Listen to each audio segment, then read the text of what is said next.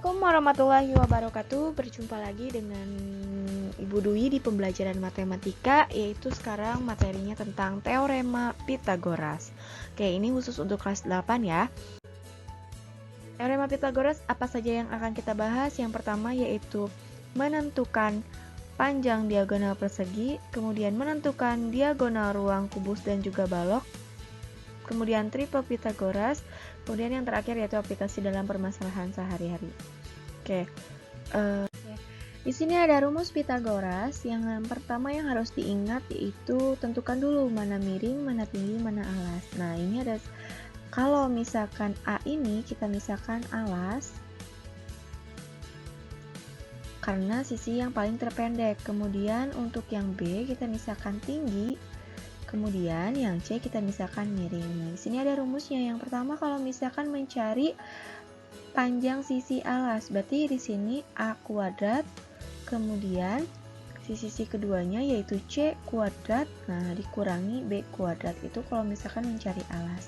Kemudian selanjutnya mencari rumus sisi samping atau tinggi.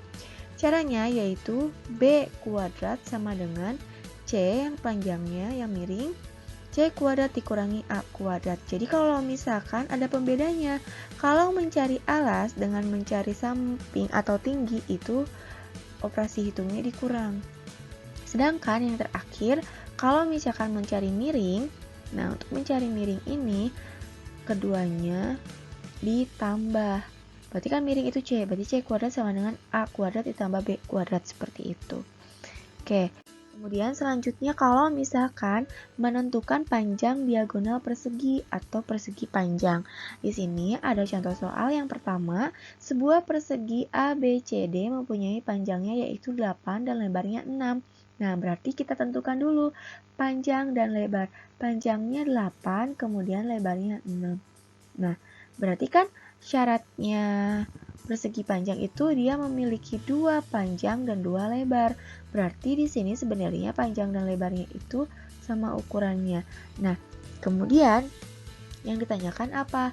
Diagonal. Diagonal itu adalah garis yang membelah miring. Berarti panjang A dengan C itu merupakan diagonal miring atau diagonalnya dari persegi atau sebagai miringnya dari segitiga siku-siku. Ini kan sudah membentuk segitiga siku-siku ya sesuai syarat.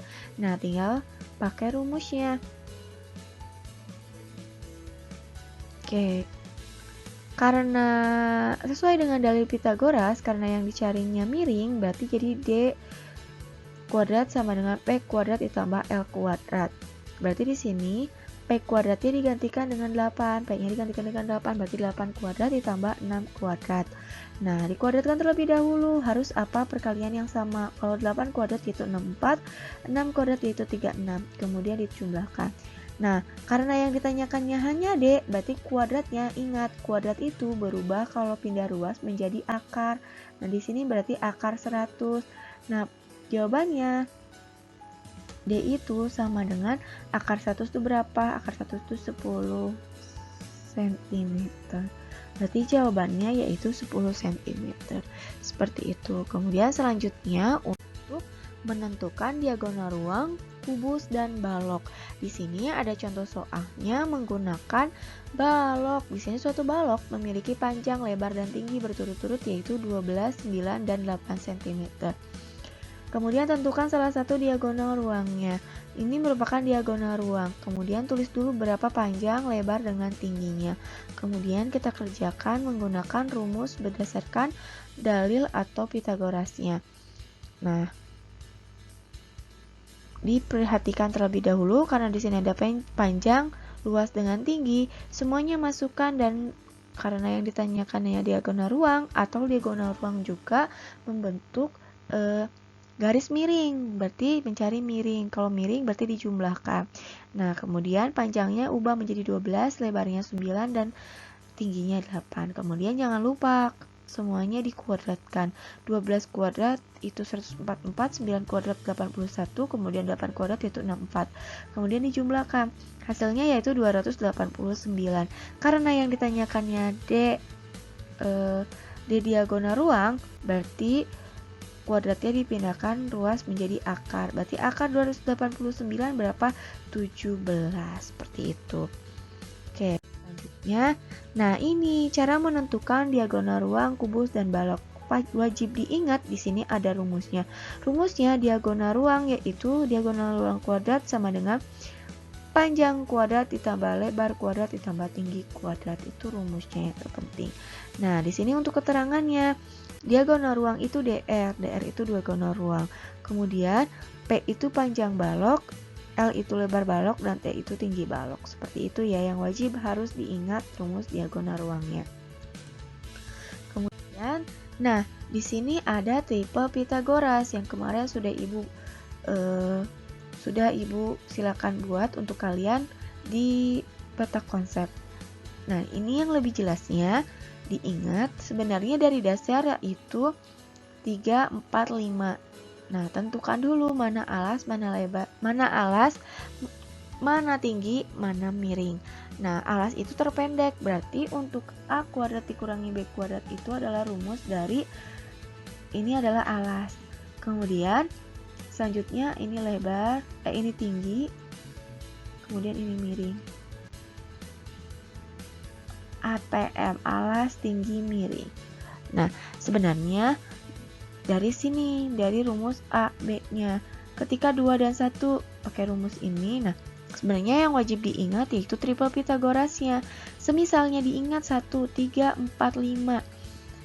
Ketika dikalikan 2 jadi 6, 8, 10. Ketika dikalikan 3, 9, 12, 15.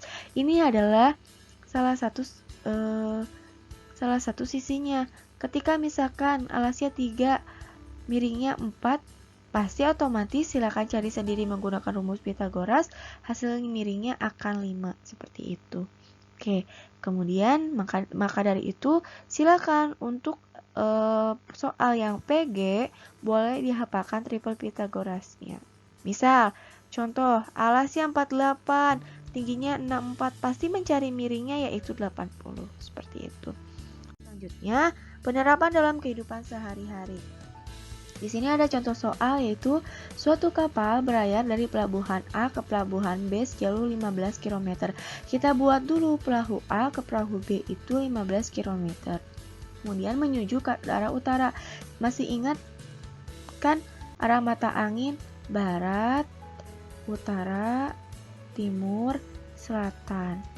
Oke, makanya kenapa tadi kan 15 km itu arah utara. Berarti utara yaitu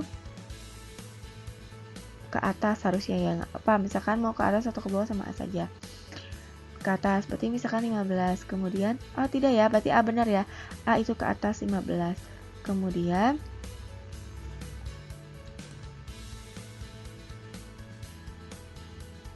tiba ke pelabuhan B yaitu sejauh 36. Nah, 36. Kemudian menuju arah timur. Timur ke samping. Nah, kemudian tentukanlah jarak antara pelabuhan A dengan titik akhir. Berarti A dengan titik akhir berarti mencari miringnya.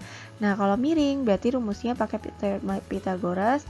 Rumusnya yaitu alas kuadrat ditambah tinggi kuadrat.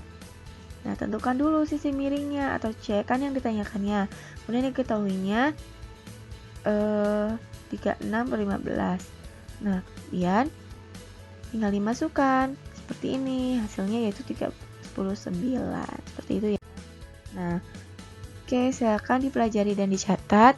Jangan lupa absen terlebih dahulu. Terima kasih. Wassalamualaikum warahmatullahi wabarakatuh.